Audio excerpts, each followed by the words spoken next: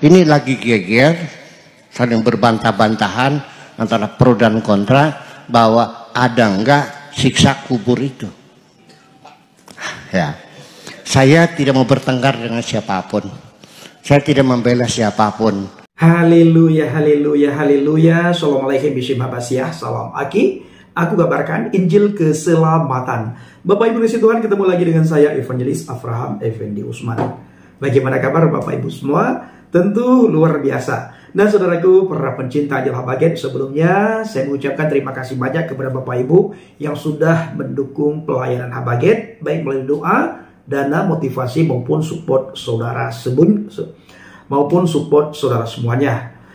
Saudaraku, mari kita melihat sebuah cuplikan video yang disampaikan oleh Bapak Buya Syakur Yasin mengenai siksaan kubur. Apakah ada siksaan kubur itu atau tidak ada?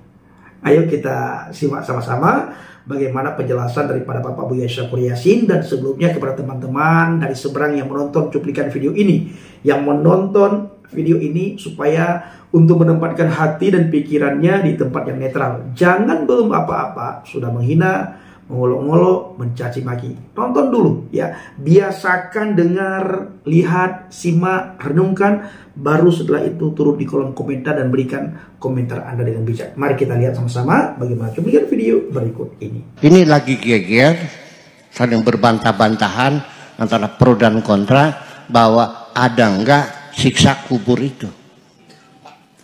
Ya, saya tidak mau bertengkar dengan siapapun. Saya tidak membela siapapun. Kalaupun ada orang mengatakan tidak ada siksa kubur, oke deh. Kata mereka itu hanyalah sebagai mimpi. Nah, dalilnya ada tuh. Yang tadi kita baca surat Yasin tuh.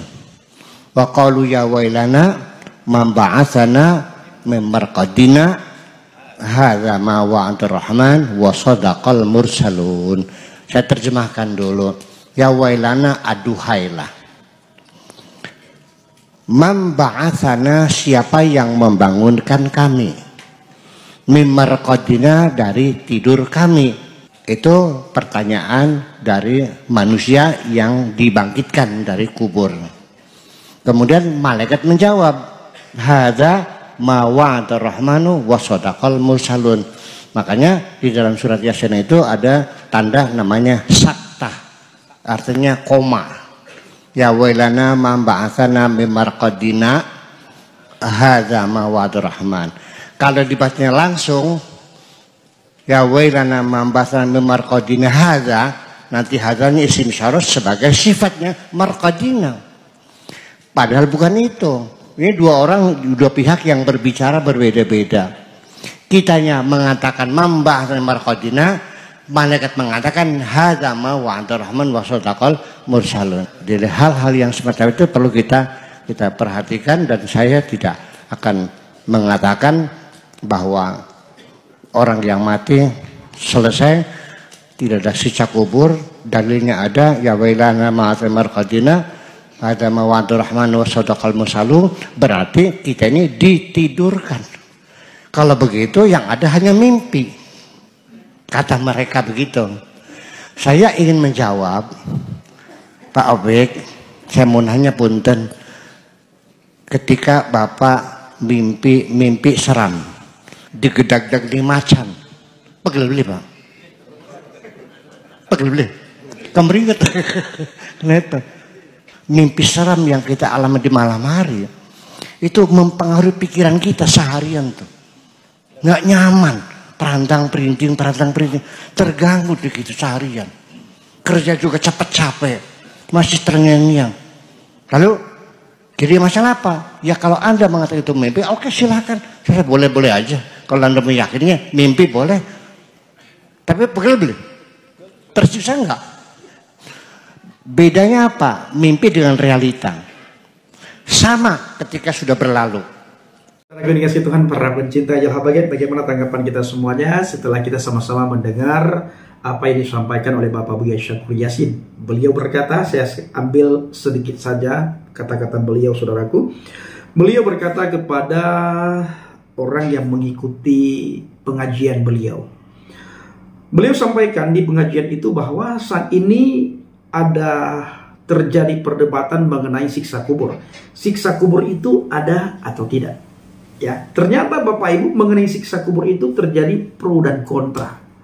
Ada ulama yang mengambil dari hadis, tetapi kalau kita melihat dan mendengar apa yang disampaikan oleh Bapak Buya Syakur Yasin tadi, beliau mengambil daripada ayat Al-Quran. Dan cuplikan video ini untuk direnungkan oleh teman-teman kita dari seberang, mereka yang beragama Islam. Silakan mereka berpikir. Jangan belum apa-apa sudah marah kepada Bapak Buya Syakur Yasin, sudah menghina beliau, sudah mengolok-ngolok beliau. Dan saya melihat Bapak Ibu, orang-orang yang mau berpikir dengan akal yang sehat, berpikir dengan kritis, mereka tidak marah dengan Bapak Buya Syakur Yasin. Mereka menerima penyampaian daripada Bapak Buya Syakur Yasin. Bahkan pengikut Bapak Buya Syakur Yasin semakin hari semakin banyak. Dan kalau kita lihat pengikut beliau itu orang-orang sehat semua, orang-orang yang berilmu semua, orang-orang yang punya adab semua Bapak Ibu. Al-adabu fawqal ilmi. Adab itu di bagian daripada ilmu. Bahkan sebagian para alim ulama mengatakan al-adabu fawqal ilmi itu adalah adab di atas daripada ilmu. Adab di atas segala-galanya. Adab itu lebih penting. Akhlak kita itu lebih penting. Budi pekerti itu lebih penting, saudaraku. Kalau kita berilmu tetapi kita tidak beradab, kita tidak beretika, siapa yang mau mendengar penyampaian kita?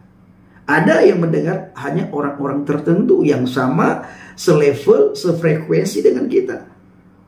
Banyak orang yang suka menghujat, ada banyak, tetapi hanya orang-orang tertentu yang suka menghujat. Tapi ada banyak sekali orang-orang di sekitar kita itu yang tidak suka dengan hujatan. Suka dengan apa yang disampaikan itu, ada datanya, apa yang disampaikan ini yang disukai oleh orang. Karena orang sekarang itu orang yang pinter-pinter. Tidak serta-merta diterima, ditelan mentah-mentah terhadap apa yang didengarkan. Saya sering sampaikan kepada teman-teman di saat saya melakukan penginjilan, bahwa ini adalah zaman internet. Kalian boleh lihat sendiri, boleh cari sendiri. Ketik di Google, apapun yang kalian ketik, itu akan keluar. Contohnya kalian ingin mengetik Alkitab, itu akan keluar. Tidak perlu lagi kalian beli Alkitab, tidak perlu lagi meminta Alkitab kepada kami. Nah, dikarenakan di dalam Alkitab itu ada kebenaran. Tetapi bagaimana kalian bisa menemukan kebenaran? Karena kalian dilarang membaca Alkitab. Kenapa dilarang membaca Alkitab? Karena banyak mendengar daripada pendengar supaya jangan lagi baca Alkitab. Disuruh beriman kepada Alkitab tetapi tidak boleh baca Alkitab. Bagaimana cara beriman tidak tanpa kita tahu apa yang kita imani? Maka kita harus belajar, harus lihat. Lihat dulu Alkitab itu, baca isinya. Apakah ada kebenaran di dalamnya? Kalau tidak ada, jangan baca lagi, tinggalkan. Nah, jadi selama ini kita ini sudah dicuci otak kita. Kita sudah didoktrin bahwa Alkitab itu sudah dipalsukan. Tidak boleh lagi membaca. Padahal di salah satu iman itu beriman kepada kitab-kitab, kepada kitab sebelumnya. Tetapi kita tidak diizinkan untuk membaca kitab sebelumnya. Bagaimana cara kita beriman? Itu contohnya.